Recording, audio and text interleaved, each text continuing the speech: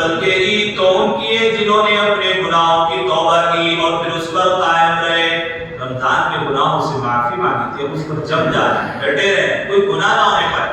لَيْسَ الْعِيدُ لِمَنْ نَبَسَ الْقُدُورَ إِنَّمَا الْعِيدُ لِمَنْ سَعَدَ بِالْمَقْدُورِ۔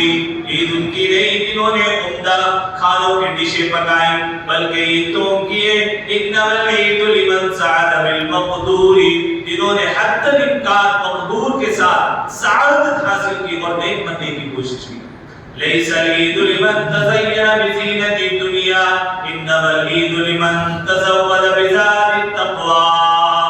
عید ان کی نہیں جنہوں نے دنیاوی زیب و زینت اختیار کی، بلکہ عید تو ان کی ہے جنہوں نے تقویٰ اور پرہیزگاری کو اختیار کیا اور اسے اپنا توشہ بنایا۔ اصل چیز پرہیزگاری ہے، اصل چیز تقویٰ ہے۔ لَيْسَ الْعِيدُ لِمَنْ رَكِبَ الْمَتَاعَ إِنَّمَا الْعِيدُ لِمَنْ تَرَكَ الْخَطَايَا۔ عید ان کی نہیں جنہوں نے عمدہ سواری اور گاڑیوں پر سواری کی، بلکہ عید تو ان کی ہے جنہوں نے گناہوں کو چھوڑ دیا۔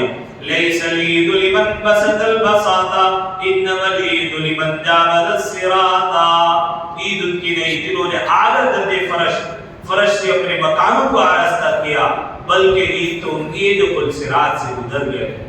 اصل چیز ہماری زندگی جو ہے اصل ہماری آخرت کی ہے، اس لیے آپ حضرات سے گزارش ہے رمضان المبارک میں جتنی عبادت کی ہے ان کی مقبولیت کے اللہ سے دعا کیجیے، گناہوں پر بچے رہے، گناہوں سے بچے رہے۔ اب رمضان المبارک گزر گیا، اب اس پر استقامت سے ڈٹے رہیے۔ رمضان میں نشہ چھوڑا تھا، رمضان میں گناہ چھوڑے تھے، اب رمضان المبارک کا مہینہ گزر گیا، اس کا مطلب یہ نہیں اللہ نہیں رہا، اس کا مطلب یہ نہیں کہ اللہ تعالیٰ